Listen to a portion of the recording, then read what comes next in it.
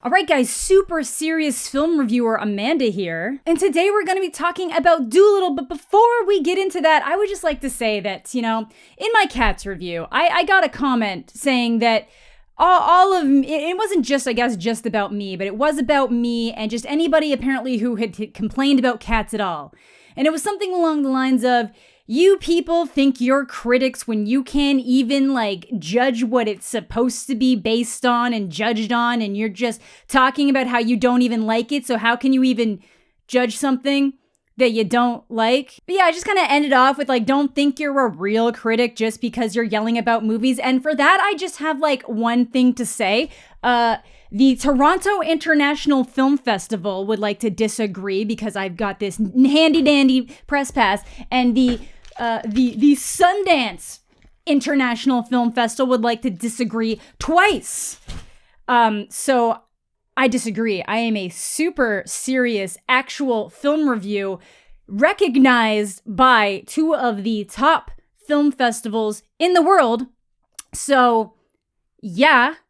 Anyways, let's get on to talking about Robert Downey Jr. Anally probing a dragon. All right, so Dolittle is the beloved tale of the doctor who can talk to animals. Obviously, in the film world, we all remember the Eddie Murphy rendition of it, which was quite beloved, but obviously not very similar to the original story. But it was beloved nonetheless, and a lot of people were pretty upset that this was happening, even though everybody loves Robert Downey Jr. And I just remember seeing the trailers for this and feeling like the whole thing was pointless, even though on paper it sounds good. You've got a beloved history of storybooks, you've got a bunch of beloved people voicing the animals, you have beloved actor Robert Downey Jr. in the titular character spot of Dr. Dolittle. On paper, it all sounds like it should work, but instantly, when people heard this was happening, the general consensus was just, what? And then once the trailers actually came out, it was like, what? So I had pretty much decided I was 100% not seeing this movie. You ever notice that a lot of my stories start out that way? Is that,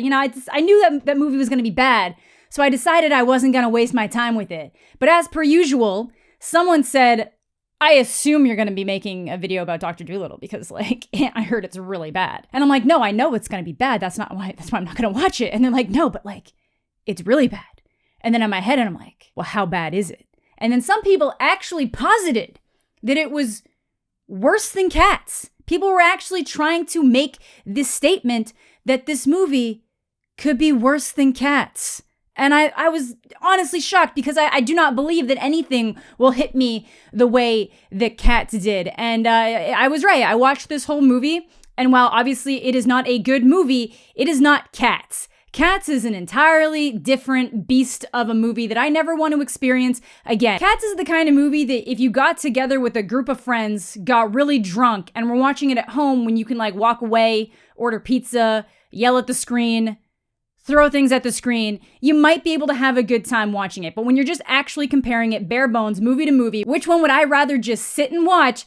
Dolittle takes this by a landslide. But again, that's not to say that this is a good movie. Obviously, there was a lot of stuff that went on the back end in the production aspect of this movie. There were tons of reshoots, and we're going to get into some of that drama and some of that alleged drama in a little bit. But first, I'll just kind of talk about the movie itself and how I feel about it. Now, like I mentioned, it's nowhere near as bad as I think some people are saying it is. I think if you have kids under the age of, 8, maybe even 8, you'd probably be fine. There'll probably be a couple chuckles. I did watch it once again. You guys got me into a theater for a movie that's for kids at 11:45 in the morning. A notepad, just scribbling my notes. Like a serious movie reviewer. It's a big mess of a movie in that it tries to give you the impression that it's gonna be maybe some kind of swashbuckling adventure. I feel like the trailer gave me the feeling that it might be trying to capture what that Chronicles of Narnia, Voyage of the Dawn Treadle, it gave me that vibe, but you don't ever get that. You don't get the feeling of adventure, and anytime you think something's gonna go wrong on the adventure in like a serious way related to something that it's foreshadowing. Like nothing ever happens. Obviously there are bad things that happen, but it doesn't feel like it goes together in a cohesive way. And it feels like anytime there's adversary at one point, it doesn't actually result in a problem anywhere else. So in that standpoint, it doesn't really stand up as like an adventure movie. It's not very adventurous. It kind of does something similar to the recent Star Wars movie where it's just jumping from location to location so quickly that you don't even necessarily feel like you have the time to appreciate anything that happened, and that there isn't really, it doesn't feel like there's stakes. It's not funny enough to really come across as a comedy. They do try to throw in some jokes that only parents would get, but it's weird. Like at one point there's a Rush Hour joke, and then my personal favorite was like an entire Godfather scene between ants and a dragonfly. It does try to capture a couple moments of like whimsy of where like the good doctor's trying to teach the animals new ways, kind of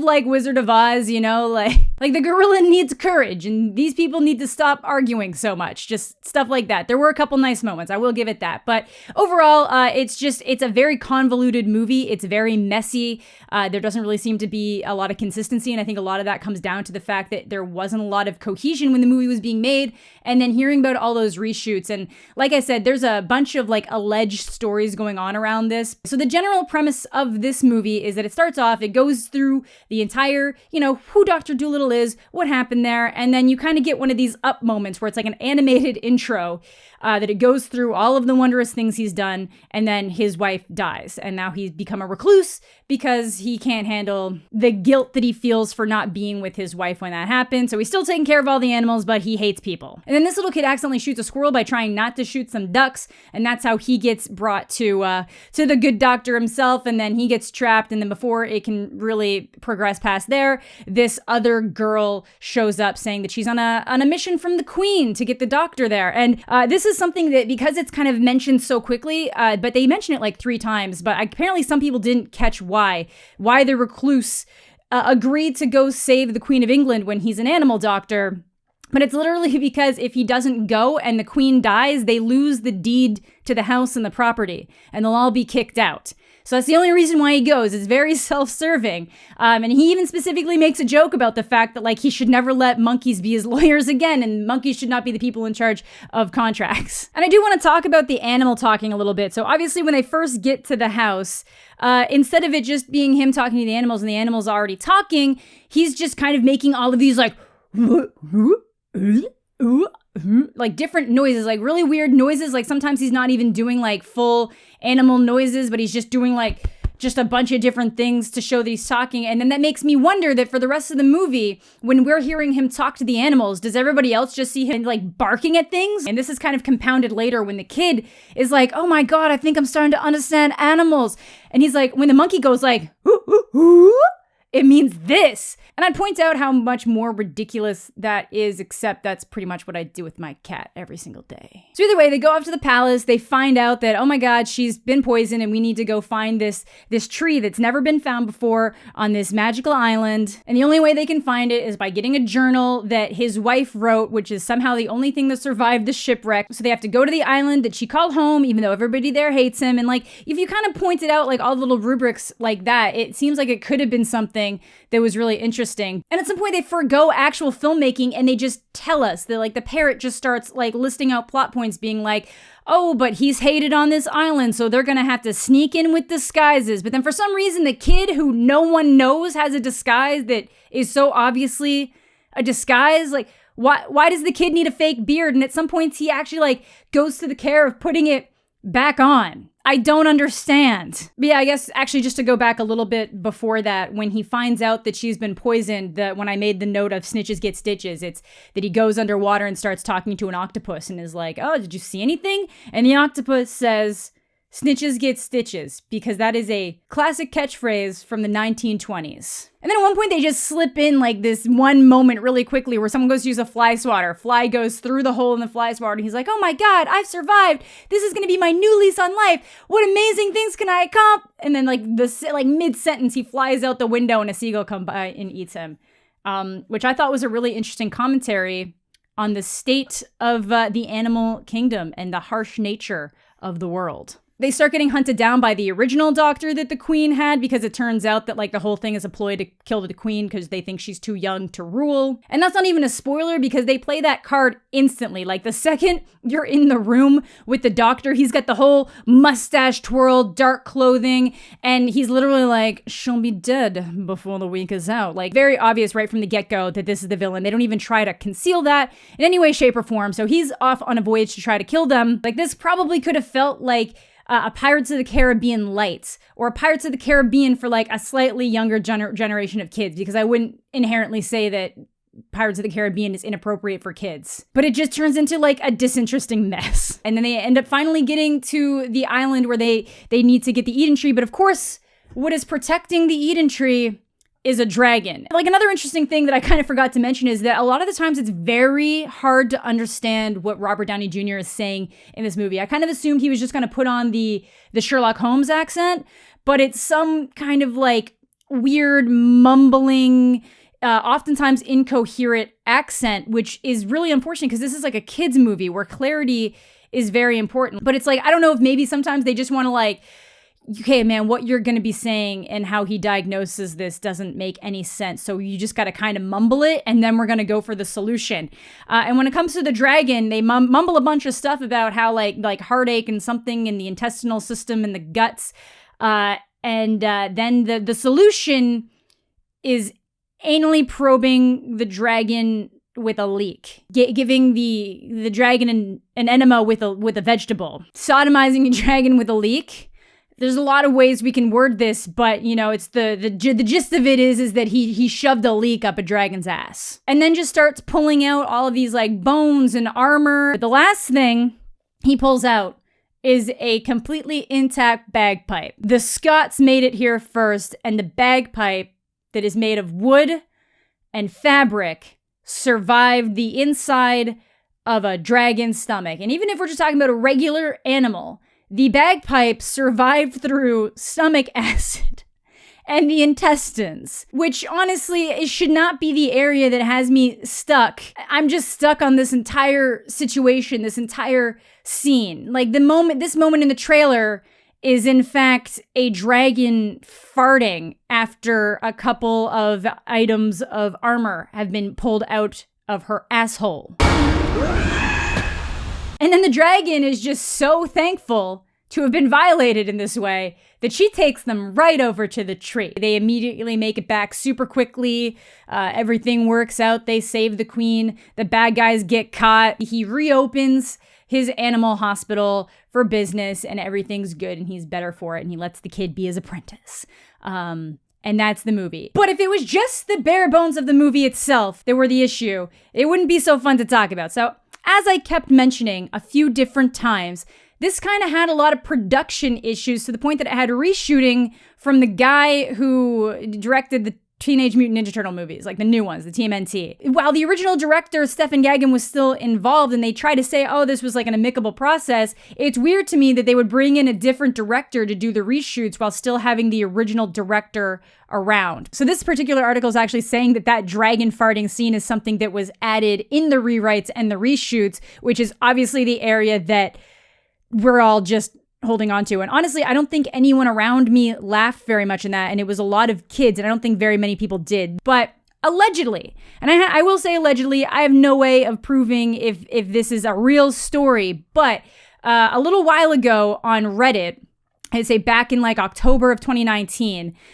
there was this entire thing that popped up by an account called Goofy Face. And again, I don't know if this was ever corroborated, because obviously I think if you figured out who this person was, they would probably be fired. But he kind of went through and shared a bunch of production problems with the movie, and specifically with the director. Now, I question some of this take in general because the guy keeps calling him Stefan, even though the name's spelt Steven, but it makes me wonder if this is actually real. So if this had anything to do with how much of a disaster the movie was, it would not surprise me. So let's read some of this. It was deep in production hell last year. They started filming scenes before they had even planned where the animated animals would be standing. It was nuts. And then the batshit director went and got fired, which was a little too late after his insane outburst and subsequent banning from stepping foot into both the lead concept department and the pre-visual animation department. Then he demanded that the pre-visual department be fired because we can figure it out on the day. Yeah, Stefan, you can figure out where 5+ animated characters and Robert Downey Jr. are standing when you have 30 individual camera shots to film on a Monday morning. Then someone else responded, no wonder they had to bring in the Lego Batman director to rewrite it and the TMNT director to helm the reshoots. And then Goofy Face comes back with, we were long gone before another writer came on board, thanks to Gagan's apparent hatred of all things pre-production,